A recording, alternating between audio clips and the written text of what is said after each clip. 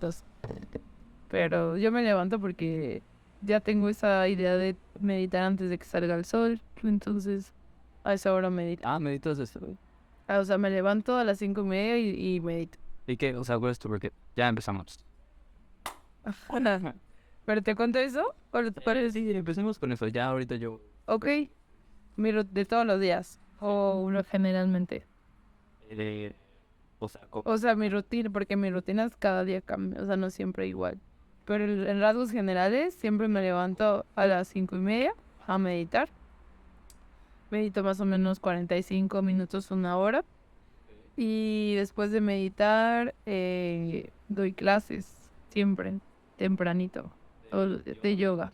Ajá, de yoga. Doy clases de yoga, después de eso desayuno, saco a pasear al perro. Y algunos días me voy a chambear al estudio y otros días me quedo en casa y trabajo en mi emprendimiento. ¿Qué estudio? Se llama Chaos Art Gallery. O sea, O sea, a veces se llama el estudio de tatuajes. Está ahí en Calesa, que es por Hércules, por donde está la cervecería Hércules. Es por ahí en el estudio. Entonces, tu emprendimiento. se llama Menta, es de yoga y de meditación. Entonces, soy yo sola, doy clases y pues son un montón de cosas, porque es dar clases, es contestar a los nuevos clientes, es subir cosas a las redes, es estar al pendiente de los pagos y además formarte, o sea, formarme yo para dar un buen servicio, estudiar. Entonces es un montón. Desde siempre supiste que querías dar como... O sea, dar clases de... Como, o sea, tenías como...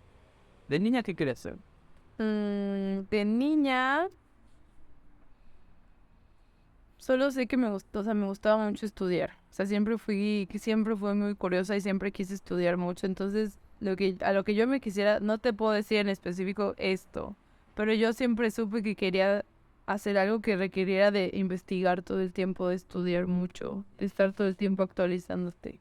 Pero no era que nunca me imaginé hasta hace un par de años que iba a ser profesora de yoga. O sea, no era algo que yo tenía desde chiquita, ¿no? Pero si haces yoga. Desde que tengo 15, sí. Sí, desde los 15 soy practicante. Y profe desde hace 4 años. Porque por tu familia o no? No, Te nació. la hermana de una amiga, de mi mejor amiga, su hermana mayor, un día me vio y me dijo, te voy a llevar a un lugar que te va a gustar y que no sé qué, o sea, no sé. Y ella me llevó a donde ella hacía yoga y era una mocosita de 15 y eran señoras de 70, 75 años. Y decían, ¿qué hace esta morra aquí? Y me enamoré desde que ella me llevó, nunca dejé ya. O sea, no es que desde los 15 ha sido como con corte, ¿sabes? No ha sido como algo constante. O sea, lo he retomado, he hecho distintos estilos de yoga, he hecho Qigong, he hecho Kundalini, o sea, pero todo siempre en prácticas espirituales, pero no siempre el mismo estilo. Y bueno, en la escuela, ¿cómo eres en la escuela? La más nerd. La ¿Quién te más- contaba eso? ¿Qué? En la escuela era la más estudiosa, me juntaba con los más estudiosos. Siempre fui, te digo, muy cuadrada, estructurada. Para mí siempre lo primero era estudiar. Y en el recreo igual tomaba un ratito y cuando podía seguir estudiando. O sea, siempre fui así, muy, muy estudiosa. ¿Por qué? Porque, o sea, tus papás te exigían o crees que nada más... Eh, la primera razón sí era como que quería que mi papá se diera cuenta que yo era inteligente. Y después porque me gustaba, o sea, sí lo disfrutaba, pero sí, primero no era que ellos me presionaban, sino que más bien yo quería que ellos se dieran cuenta que yo era una niña inteligente y que hacía como que tenía la capacidad de hacer cosas chidas. Entonces, muy bien sabías, o sea, que te gustaba estudiar. Sí. ¿Cómo no te pasa? O sea, ¿cómo te pudo? Leía, o bueno, antes de que supiera leer, pues obviamente sí jugaba, pero Te digo, siempre fui muy tranquila, muy tímida, muy de lo que me dijeran mis papás, muy obediente. Entonces, siento que no tuve una infancia tan suelta como de tan explorar y ensociarme y así, sino más bien, sí, recatada, tranquilita, todo así. A lo mejor sí me hubiera gustado ser un poco más suelta. ¿Y qué estudiaste así en la universidad? Estudié cine, entonces estudié cine. Porque, pues, bueno, hacer esa pregunta cada rato, ¿no? Pero ¿por qué te elegiste cine? Mira, es que yo vivía aquí, o sea, en México, yo vivía en la Ciudad de México. Y mi papá se fue a vivir a Argentina con mi hermano por la chamba de mi papá. Y en un punto yo tuve ganas de irme a vivir allá. O sea, al principio no quería porque tenía mis amigos, tenía mi vida, o sea, no me quería mover. Y después dije, ve a ver qué onda, o sea, anímate a ir a otro país, a conocer otra gente y todo. Y mi papá le dije, papá, me quiero ir. Y me dijo, ok, ¿y qué vas a hacer? Y como que en su momento no tenía una respuesta de qué quería hacer, simplemente quería irme, pero sabía que tenía que ser algo vinculado con el arte, con la expresión, con la creatividad. Sabía que quería estudiar algo que tuviera que ver con crear y pensar, porque te digo, me gusta mucho, el cine que a mí me gusta mucho es el de pensar, es el analítico, no es el cine de palomitas que te diviertes y te evades la vida. No me gusta, sí o sea, no estoy en contra, pero no es lo que me interesa. Entonces, no supe bien qué responder y aparte también me gusta mucho el diseño de interiores, me gusta crear y pensar espacios. Entonces empecé estudiando dirección de arte de cine. Por eso entré a estudiar cine, porque quería estudiar escenografía y vestuario y empecé por eso en dirección de arte. Va. Ahí empecé. ¿Y qué películas te gustan? ¿Quién es como top? Tengo mi cineasta favorito que amo con todo mi ser, que es Tarkovsky, el cineasta ruso. Él es como lo más top para mí. Y a partir de ese tipo de cine que él marcó una forma de hacer cine, Tarkovsky, de ahí salen como mis otros cineastas que me gustan mucho, como el mexicano que se llama Carlos Reigadas, que hace más o menos un cine parecido, un cine contemplativo, un cine lento, o sea, pues dicen, muchos le llaman cine de contemplación o cine, no sé, pero es ese estilo el que a mí me gusta, ese tipo de cine es el que a mí me gusta. Pero mi top es Tarkovsky, después de ahí viene Reigadas y después, bueno, viene mucho cine oriental, que son un montón. Ese es el cine que a mí me gusta. Y como estudios for... ¿Y, ¿Cómo? sí, ¿y en qué empezaste a trabajar? O sea, terminaste. Terminé mi carrera y empezó la pandemia. Ah, Justo defendí mi tesis en diciembre y en marzo del otro año empezó la pandemia. Entonces, en lo que yo pude trabajar en cine fue primero dentro de mi carrera, o sea, cuando estaba estudiando hice proyectos como freelance de productora, porque soy productora. Entonces trabajaba haciendo videoclips, trabajé con empresas en las que les hacía cómo les hacía su contenido para redes, cosas así, pero hice un largo, pero que o sea, no fue que gané nada, sino fue una experiencia muy chingona, pero pero, o sea, pero tú lo escribiste y todo. no, yo lo produje. Sí, se llamaba Resaca. Y se puede saber cómo de qué. Sí, fue un compa mexicano, lo hicimos en Argentina. Eh, Era de tres, o era un costarricense, un mexicano y un colombiano que se iban a regresar a sus países y entonces era como el día antes de volver a sus países. Entonces se llama resaca porque en Argentina a la cruda que te da el otro día se le dice resaca. Ah, No sé si también, creo que aquí no. también aquí. También se dice resaca. San Fenos, pero... Entonces se llamaba así, era peli y era como esta travesía de estos últimos extranjeros en su último día en Buenos Aires. Y era como transitar las calles que mi amigo, era como una biografía de mi amigo, de él y sus amigos. Súper. Ajá, y era como filmarlos en el metro, recorriendo calles mientras iban tomando y platicando de cómo era su vida o cómo iba a dejar de ser su vida en Buenos Aires. Y mira, la pasé muy bien filmando esa peli. ¿Has hecho más? O sea, ¿Largos? pelis, pero Sí, más proyectos. sí. Hice uno muy lindo que fue como de rap, Ah. con un rapero de colombiano que en su país es como conocido. Entonces hicimos un corto con él. Él hizo como todo el soundtrack para el corto y trabajamos muy chido. Fue una historia muy linda. Me divertí un montón haciendo ese corto. Pero, o sea, tú que hayas escrito, No, solamente producir. Sí, sí, no he escrito nada todavía. y ahorita ya no estás haciendo o sea, como productor o algo así, o sea, te estás metiendo más a... Es que mientras escribía mi tesis, empecé a hacer mi formación. ¿De qué era mi tesis? Trabajé con una peli de Tarkovsky que se llama Stalker, Sí. que es mi favorita. Y trabajé con un filósofo que se llama Deleuze, que habla del tiempo. Es un filósofo francés, era, lo que se suicidó. Em, y trabajé el tiempo en Tarkovsky. O sea, ¿qué pasa con el tiempo, con esos tiempos tan prolongados? ¿Cómo percibes el tiempo? ¿Y qué era el tiempo para Deleuze?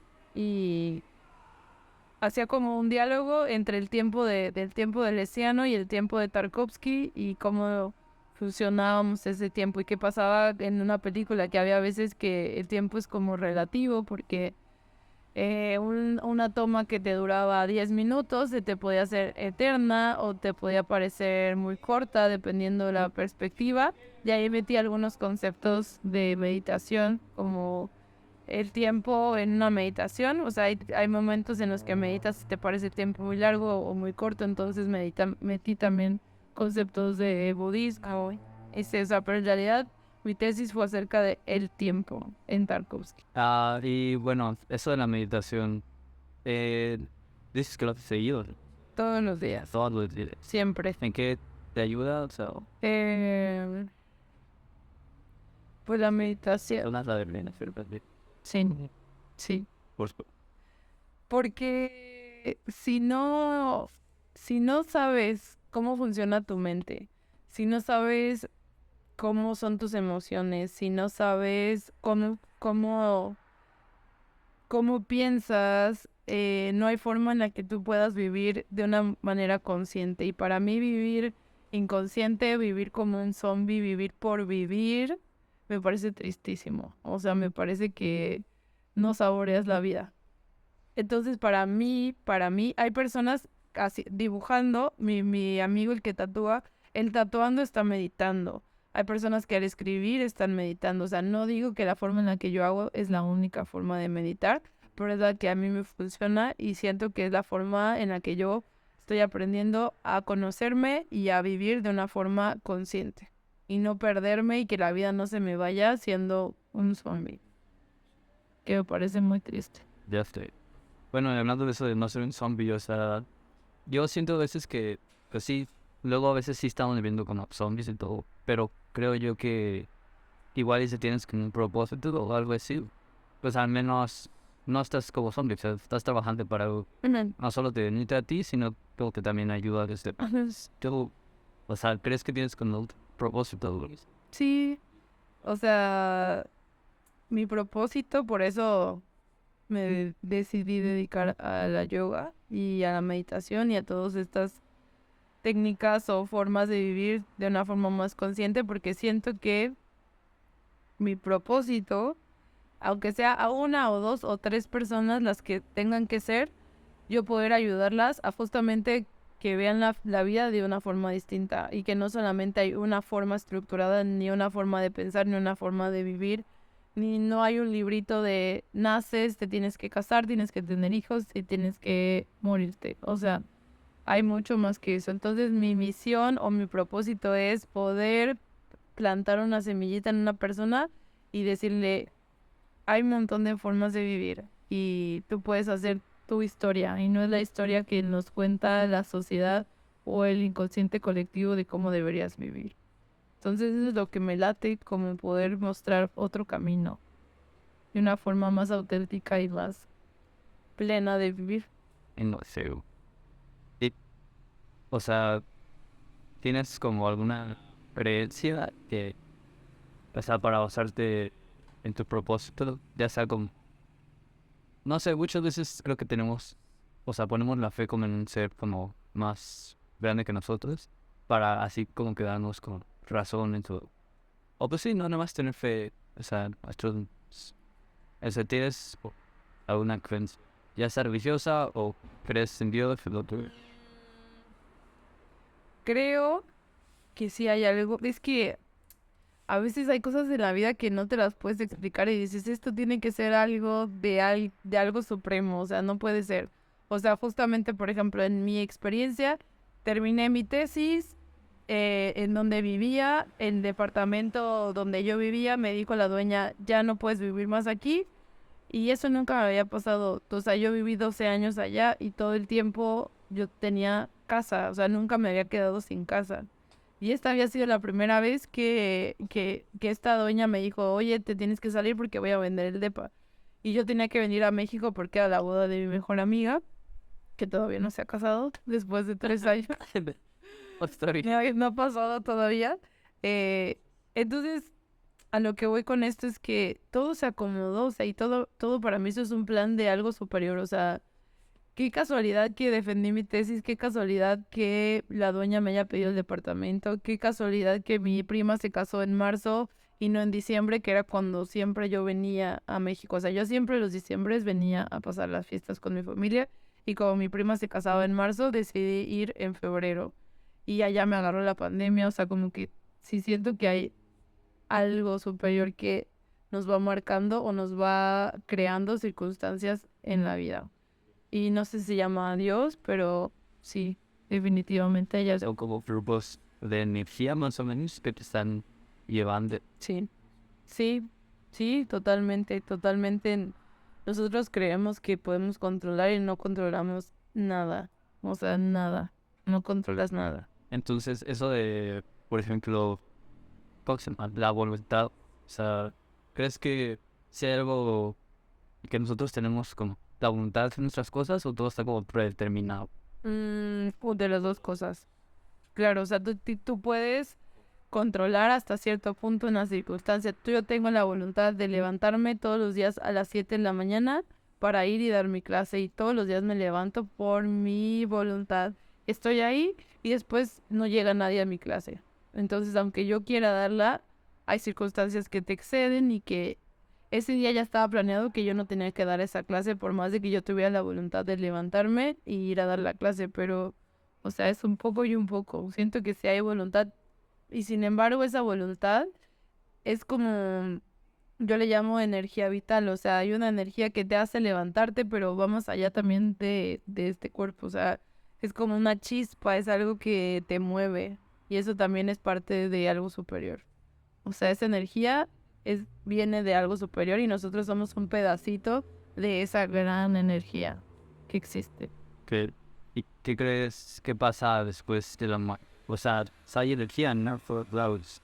Entonces, es como, diría la ley, la energía no se acaba, solo se transforma. Sí, O sea, tú si tienes alguna concepción. sí, yo creo que nos vamos, desencarnamos, salimos de este cuerpo que tengo yo ahorita, que es prestado, estos ojos, todo esto no es mío, nos vamos y si tenemos que volver a aprender algo, volvemos a venir, volvemos a bajar. A lo mejor voy a regresar en el cuerpo de un hombre, de un perro, de una planta, dependiendo de lo que tenga que seguir aprendiendo, porque con esta vida no te alcanza para todo lo que tenemos que hacer. Son muchas cosas, o sea, muchas cosas que aprender, muchas cosas que vivir, muchas experiencias. Entonces yo creo que ya venimos muchas veces, no es la primera vez. ¿Ya has aprendido eso a través como de tus cosas de yoga, meditación, no sé? Sí. ¿Cómo? Algo que recomiendes como estudiar como libros, autores en específico. Me gusta mucho budismo. El budismo tibetano me gusta mucho. Hay un libro que me gusta mucho que se llama El libro tibetano de la vida y la muerte. Y ese libro para mí es como medio mi Biblia, porque te enseña lo básico después de haber chutado todo el libro, es que cuando sepas que en cualquier momento te vas a morir, aprendes a vivir. Porque en cualquier momento es real, en cualquier momento te puedes morir. Y, Y si eres consciente de eso, dices, no manches, a lo mejor hoy es el último día de mi vida. Entonces lo vives pleno, consciente, haciendo lo que necesitas y lo que debes hacer. Pero mientras nos creamos invencibles o que a mí no me va a pasar o que yo no sé qué, no aprendemos a vivir. Estos libros, ese libro para mí es mi top y después hay un montón de libros, pero son autores ya como muy viejos y son libros como difíciles de conseguir, del hinduismo. Hay autores, el padre del yoga se llama Patanjali. Patanjali, ajá, y él hizo un libro que se llama Los Yoga Sutras y te enseña como la forma correcta. Son 8 pasos para vivir, aprender a vivir, pero pues son 8 pasos que te llevan esta vida y la otra vida y la otra vida poder hacerlo. Son pasos, son muy, o sea, en una vida no te alcanza para llegar a los yoga, a cumplir con estos 8 pasos que él propone para tener una vida iluminada. ¿Y qué, o sea, qué pasaría cuando te... Ya no vuelvas, ya no regresas. que ya no reencarne? Ya estás y ya te iluminas y ya no, tu alma ya no tiene que estar viniendo a aprender y aprender y aprender. Y me gusta mucho del budismo que te reconoce que en la vida vas a sufrir, o sea, no hay de otra. O sea, el sufrimiento es real y nos va a pasar a todos, pero tú puedes elegir transitar ese sufrimiento con dolor o aceptándolo y fluir en ese dolor que va a pasar. Regresando tantito al libro tibetano, ¿puedes, o sea, resumir o no sé si explicar un poco qué dice el libro que pasa después de la muerte? Pues por ejemplo, pues es que ellos, por ejemplo, simplemente ven a la muerte como un proceso más. No lo ven como algo trágico, ni que ya te fuiste, ni que nada. Tanto como nacer, como crecer, como casarte, como todo lo que conlleva la vida o no casarte, pero todos los procesos que te van pasando, la muerte es un proceso más. O sea, no lo ven como algo trascendental o relevante. Simplemente es un proceso, te mueres, ya te moriste, y si tienes que volver, vas a volver. Pero entonces, eso nos hace sentir como que no solo tenemos esta vida y viene otra vida más y tenemos que seguir aprendiendo y tenemos que seguir tropezándonos. Entonces me parece, de hecho, en ese libro relatan que la meditación máxima y la meditación más profunda, los monjes la hacen antes de morir. O sea, están a punto de morirse y hacen esa meditación en particular, que no te la describen porque es una meditación que debe ser muy especial o muy de ellos. Pero, o sea, antes de morir te meditas, te mueres y vuelves, y vuelves, y vuelves, hasta que ya no tengas que volver. ¿Y ellos por qué meditan antes de morir? O sea, para ser más conscientes de lo que... ¿Para qué? Ajá, para que... ¿Cuál es la diferencia de una persona casual que no medita antes de...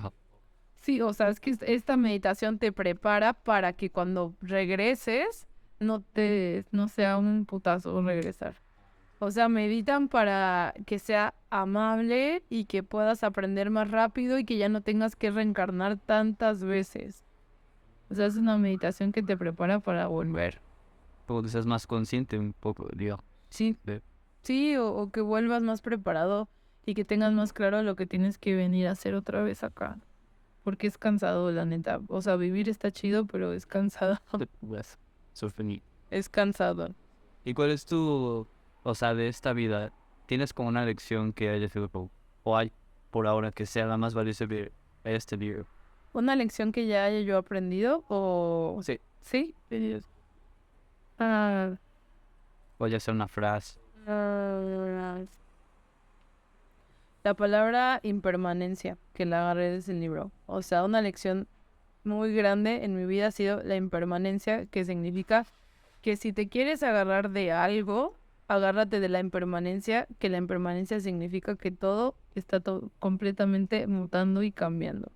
O sea, si te quieres, no nos podemos agarrar de nada, ni de una persona, ni siquiera de nuestro cuerpo porque cambian, ni siquiera de tus ideas porque cambian, ni de tu familia, ni de nada, porque todo está completamente cambiando. Entonces, si te quieres agarrar de algo, agárrate de la idea de que todo cambia y acéptalo y fluye y no te aferres a nada. Entonces, la lección más grande en mi vida es como vivir en la impermanencia, en el constante cambio. Eso es. Muchas gracias. Feliz. De nada. Corte.